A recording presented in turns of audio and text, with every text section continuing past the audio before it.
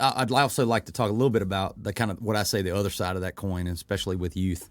We're making investments in our parks and recreation, to give children reasons to come and visit our rec centers. Yeah. We're in the middle of one of cutting ribbon on one of the best esports game rooms at Emily P. Robinson.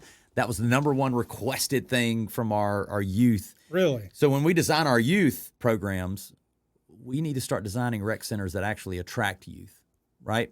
And give them reasons to want to come there. It is awesome. I don't want to give too much away, but let's just tell you. When are y'all going to have that ribbon here in the done? next couple of weeks? It's I can't almost wait to ready see to that roll. one. It's going to be awesome. My whole goal is to have this in multiple rec centers. They each have their teams, and they go and have tournaments and this, that, and the other. And then ULM is in the process of building their esports team. Louisiana Delta Community College has theirs, Right. and I would love them to come and interact with kids and play them in tournaments and have that go on That's within the awesome. city. I eventually see this as having businesses support and sponsor these teams. They get the shirts, the backpacks, the whole nine, and then have their teams travel and go and do tournament style things, around our region. And I think it would be a great deal for our kids to see. So I don't think I'm getting ahead of anything right now. But from that to programming within our rec centers, to the investments in our rec centers, especially bringing on the Boys and Girls Club for after-school tutoring and mentorship, bringing in wraparound services like Ascent to come in and train our staff to help them with de-escalation techniques and conflict resolution, so they can keep something that could, a situation that may occur within the community, but they're at the rec center and they may get into it. How to train our staff to de-escalate those situations.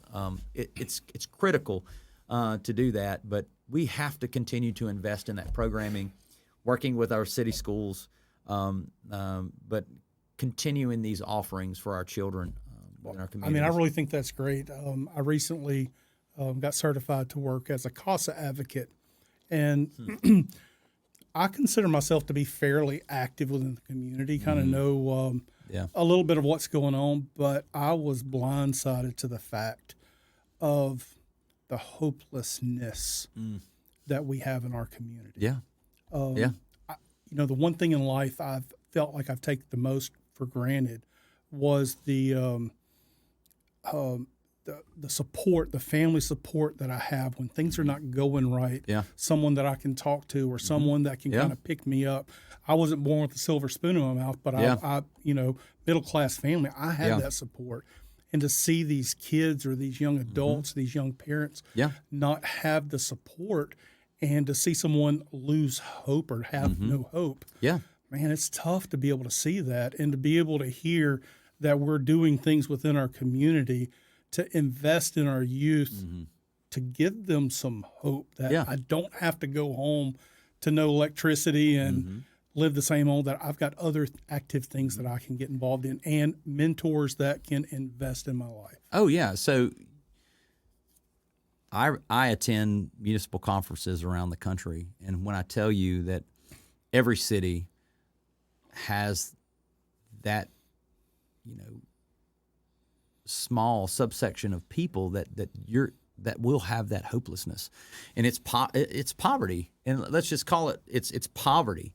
It is generational poverty. It's what we're dealing with, and we see it whether it's in Baton Rouge, whether it's in Shreveport, whether it's in Monroe, Kansas City, St. Louis, you name it, Dallas, Austin, even your best that you say, oh, Austin, Texas, you're going to go into places in Austin where communities have not been invested in for ages, and that people lose that hopelessness. And so the way a good friend of mine I've met, she is the first black female president of the AIA,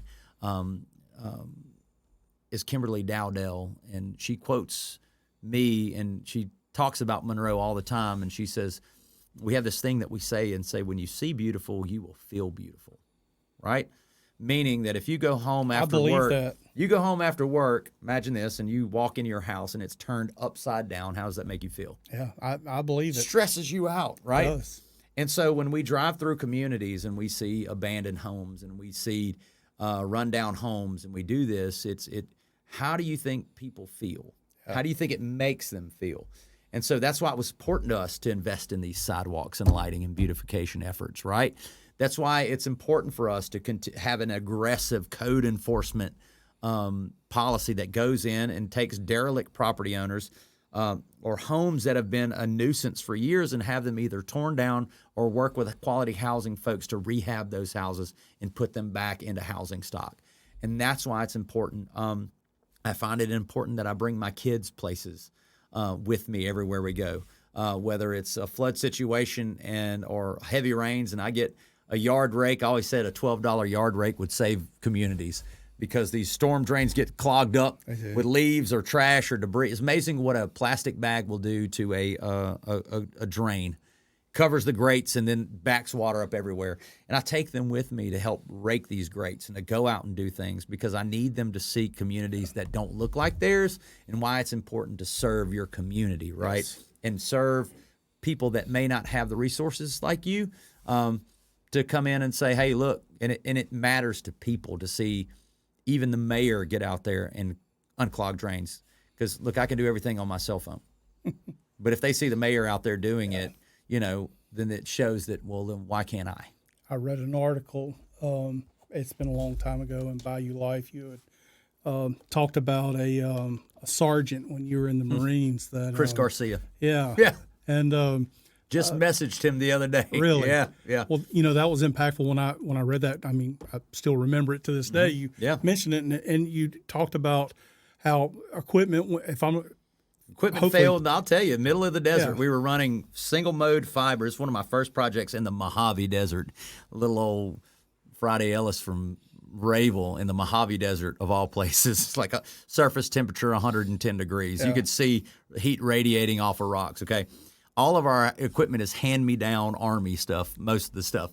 We're at a logistics base, and we're trenching single-mode fiber, connecting the two bases, our admin to the workforce side. Our equipment goes down, so here comes Staff Sergeant Garcia coming in the duty truck, and he's got pallets of water, he's got a tent, and he's got pickaxes, and it's just like, all right, it's time to get to work, and we're just like, oh man. So we're deblousing and getting ready to get in this hole. Staff Sergeant Garcia jumps in there first. He beat us all to it, and he was the first person to swing that pickaxe. He didn't have to do it, but that was my first taste of real leadership, meaning that I'm not going to ask you to do something because he knows that was only 4 of us out there. And he knows that the mission still needed to happen because guess what? He wasn't going to do anything he didn't expect us to do. He probably saw the looks on our faces as in like, oh, man, this is going to be tough. But the energy he gave you guys by just jumping in there first to do it. You see it. That's what you know. That's true leadership. Yes. The Marine Corps was littered with great leadership examples, right? My father was one of them, right? I have been blessed in my life to not have a lot of advantages, but the most strategic advantage I've ever had in life was to be raised by strong men and have strong women and a strong support group in my life of people that like showed me the way.